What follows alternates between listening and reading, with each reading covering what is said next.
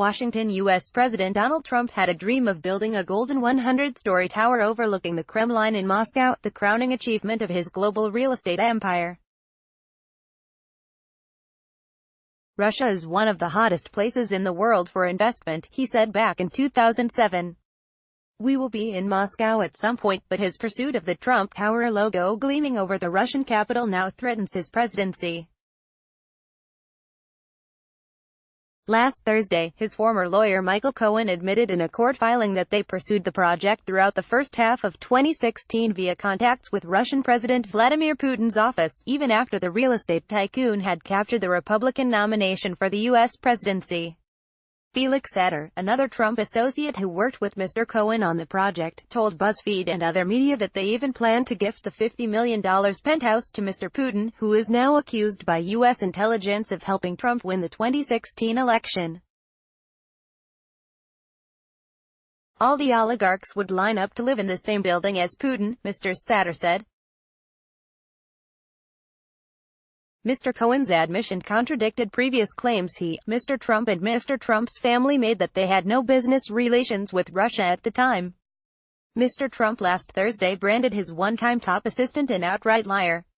Still, the billionaire added, pursuing a deal with Russians during the 2016 presidential race wasn't illegal.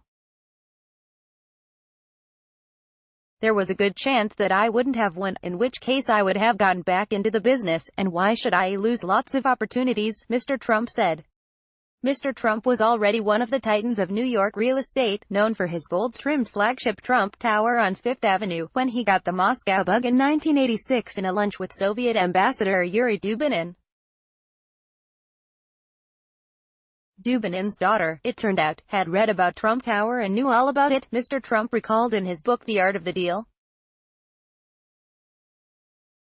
One thing led to another, and now I'm talking about building a large luxury hotel across the street from the Kremlin. He traveled with then-wife Ivana to view potential sites the following year.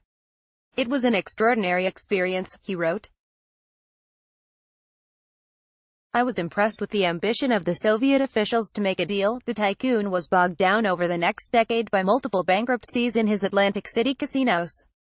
By 1997, he was back at the idea, discussing a possible casino project with rising political star General Alexander Lebed. He knew there was money and appreciation of his name. He was already selling Trump-branded condominiums in Florida to rich Russians. In mid-2000s, Mr. Trump's son Donald Jr. made a half-dozen trips to Russia. One idea was to renovate an old Moscow hotel and rebrand it in the name of Mr. Trump's daughter Ivanka, who was creating her own line of jewelry. Yet Russia was hard, Mr. Donald Jr. said in a 2008 speech. As much as we want to take our business over there, Russia is just a different world. It is a question of who knows who, whose brother is paying off who. It really is a scary place, he said. Still, with the help of Russia-born Mr. Sater, they kept pushing, and Mr. Donald Trump was enamored with Russia's strongman leader. I really like Vladimir Putin.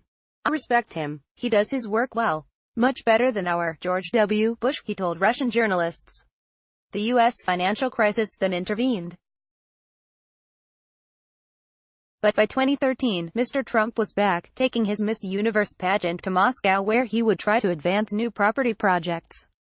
His partner in the pageant was Moscow mall developer Aras Agalarov, then launching into the massive Riverside Crocus City development.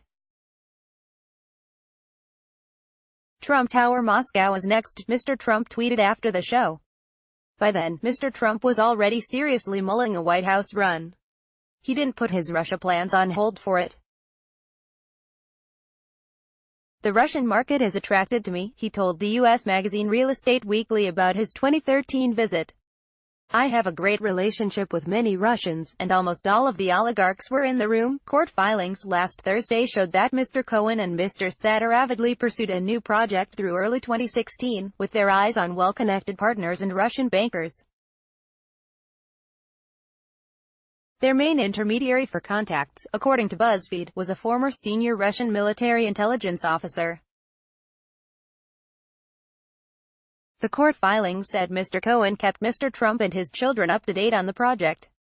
In May 2016, Mr. Satter passed on to Mr. Cohen an invitation to attend a Russian economic forum the next month from a top Putin aide. The entire business class of Russia will be there as well, Mr. Satter wrote. But Mr. Cohen never went. Last Friday, Mr. Trump continued to play it all down, saying the Cohen admission was part of a political witch hunt against him. Against all odds, I decide to run for president. Lightly looked at doing a building somewhere in Russia. Put up zero money, zero guarantees and didn't do the project, AFP.